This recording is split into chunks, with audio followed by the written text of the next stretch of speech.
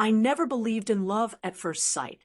For most of my early life, I thought love was just a word people used in movies or novels, something idealized and far from real life. I was practical, focused on work, and had little time to dwell on emotions. But then I met Sarah. It wasn't dramatic. She wasn't dressed in red under falling cherry blossoms. She was standing in line at a bank, frustrated at a lost check.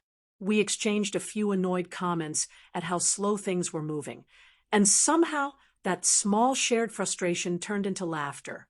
That laughter turned into coffee the next day, and then another. Before I even knew it, she became the rhythm my days followed.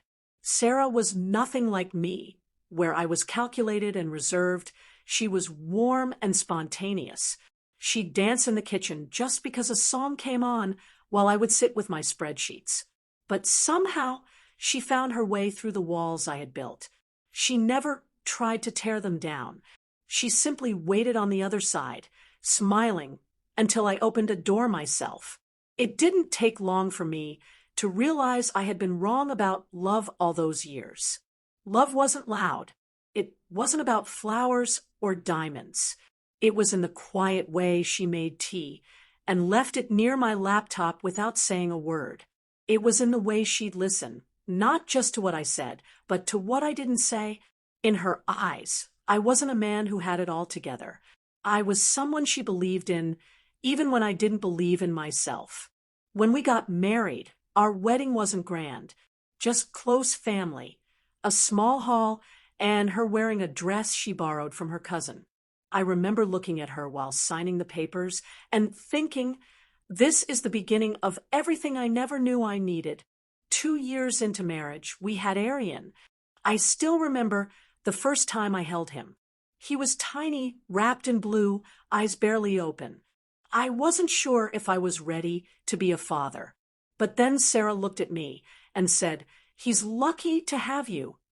In that moment, I knew I had to become the man she saw in me. Life, as expected, didn't always stay perfect. There were months when money was tight. There were arguments, some over big things, some over the smallest, silliest issues. I still remember one night when we didn't speak to each other over who forgot to lock the door. But every morning, she'd make breakfast. Every night, she'd make sure Arian had his bedtime story. Her consistency was what held us together. I began to understand that love isn't just about passion. It's about showing up every single day. It's about learning your partner's silences and respecting them. It's about saying, "I'm sorry," even when your ego resists. It's about growing, not alone, but together. Arian brought a different kind of light into our home. As he grew, he started mimicking everything we did. If I hugged Sarah in the morning, he'd tug on my leg asking for one too. If Sarah laughed loudly, he'd try to mimic her exact tone. Once he scribbled a crayon drawing of 3 stick figures holding hands and told us it was us forever. I kept it in my drawer, folded neatly. Even when days were long and nights felt short, Sarah found ways to keep love alive.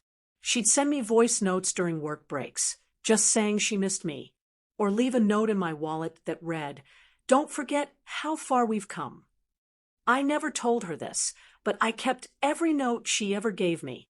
They sit quietly in a box beneath my side table, reminding me that even on ordinary days, she found a reason to celebrate us.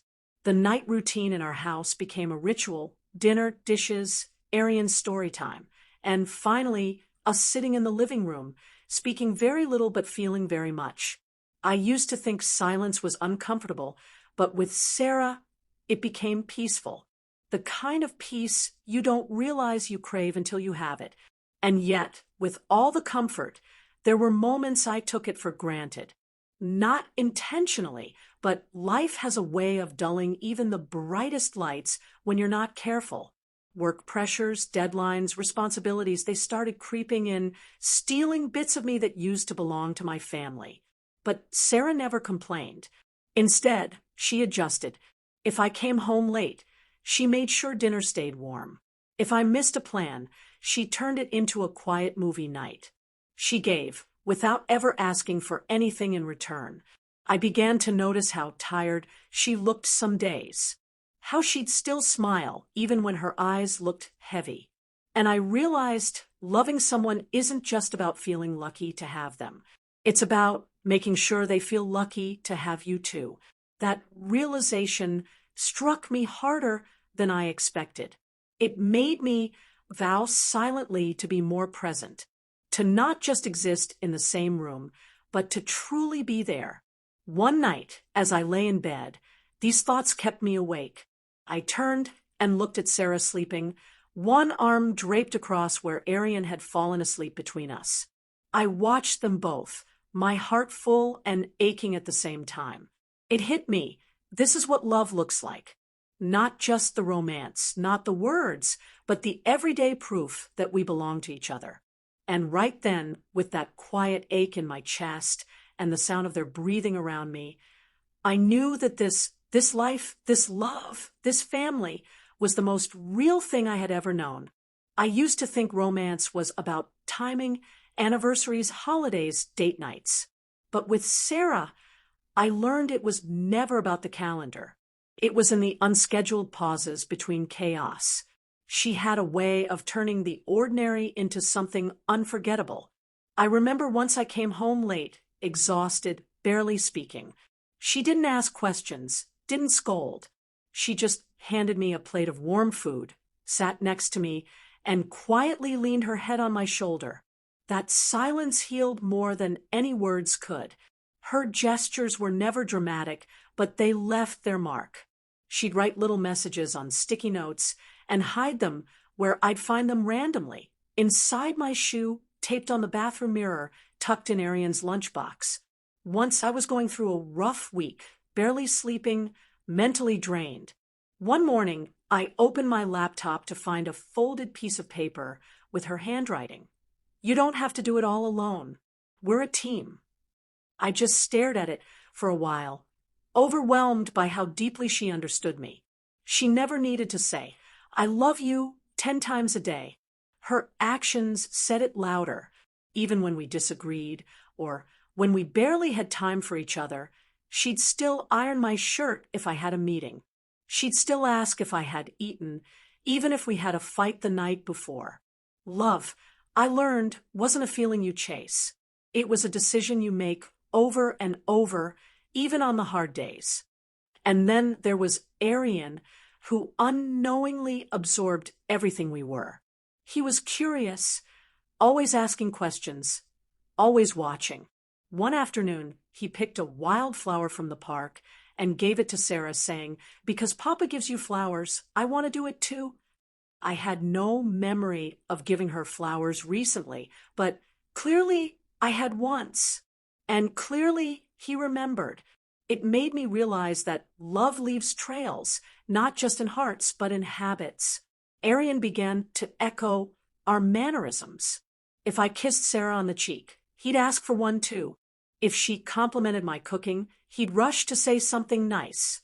Once, while playing with his toys, he said to his stuffed animal, "It's okay, you can rest, I'll take care of you," in the same tone Sarah used when I was sick. It was a mirror reflecting back the love we had poured into our home.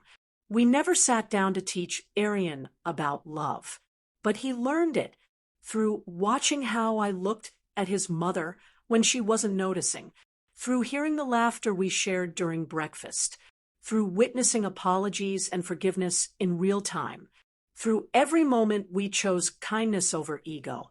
And yet, life moved fast. Responsibilities grew, routines took over. Some days, we barely exchanged more than a few sentences, but we kept showing up for each other. Every night, no matter how tired we were, we made sure to ask, "How was your day?" It was a simple question, but in a world that demands so much, asking it meant everything. Sarah was the kind of person who noticed what others overlooked. If my socks had holes, she'd already bought new ones before I mentioned it. If Arian looked quiet, she'd sit with him until he spoke. She never forced anything. She waited with patience I still don't understand. And that patience was her language of love.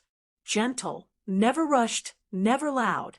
Once during a particularly stressful season at work, I became distant, not out of anger or boredom, just tiredness. I wasn't fully present. I missed small things, the story she told about her day, the way Arian tried to show me his drawing, the evening tea that went cold. I didn't realize it then, but I was slowly disappearing from the moments that mattered. Sarah didn't complain. Instead, one evening, she sat beside me and said, "I miss talking to you, even when you're right here." She said it softly, without accusation. That sentence hit me harder than any argument could have. She wasn't blaming me. She was reaching for me, gently, before the distance became too wide. So I made changes, not grand, just real. I started putting my phone away during dinner. I made time for bedtime stories again. I asked about her day and listened, really listened. I looked at her the way I used to, and to my surprise, I saw her looking back at me the same way she always had, like nothing had changed. We started writing letters to each other again, a tradition we had paused. Simple notes like, "I love the way you laugh at your own jokes," or "Thanks for remembering my mom's birthday." We'd hide them under pillows, inside books, or slip them into each other's pockets. These small acts became our compass, pulling us back whenever life tried to pull us apart. One night, Arian saw us hugging in the kitchen and asked, "Will I have a love like yours one day?" I didn't know how to answer right away, but then I told him, "If you learn to be kind, patient, and honest, yes, you will." Because that's what we were trying to teach him, not through words, but by being it every day. There were no fireworks in our story, no movie montage moments, but there was warmth, endurance, and a quiet certainty that we belonged to each other. And somehow that felt even more powerful than any fairy tale I had once thought love should be. It was a long day. Work had drained every ounce of energy I had, and I barely managed to eat dinner before collapsing into bed. Sarah had already tucked Arian in, and I could hear the faint hum of her voice earlier as she sang his favorite lullaby. But by the time I closed my eyes, the house had gone still. No words were exchanged between us that night, not because of tension, just fatigue. That kind of silence that settles in when both people know the love is there, even if the energy to express it isn't. Sometime during the night, I felt a gentle tug at the blanket. At first, I thought it was part of a dream, but then I felt a soft hand brush against my cheek. I opened my eyes to find Arian standing beside the bed, his eyes wide but calm. Before I could ask what was wrong, he whispered, "Papa, Mama said to hug you when you're tired, so I'm hugging you for both of us." I froze for a moment, caught off guard by how deeply that sentence hit me. He wrapped his little arms around my neck, his cheek pressing softly against mine. I didn't know how long he stayed like that, but time seemed to pause. I held him back, realizing that this tiny moment held more healing than anything else could. He didn't say anything else, and he didn't need to. His presence was enough. When he pulled away, he looked at me and smiled, then pointed toward the living room. Mama made something. Still half asleep, I got up and followed him.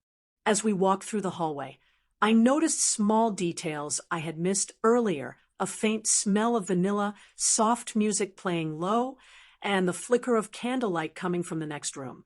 Sarah had decorated the space. Nothing extravagant, just simple touches only she could think of.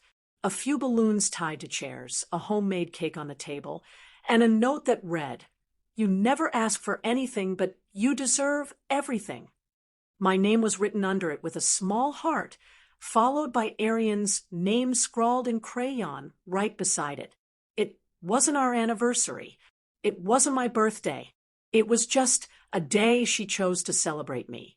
I stood there, still trying to process it,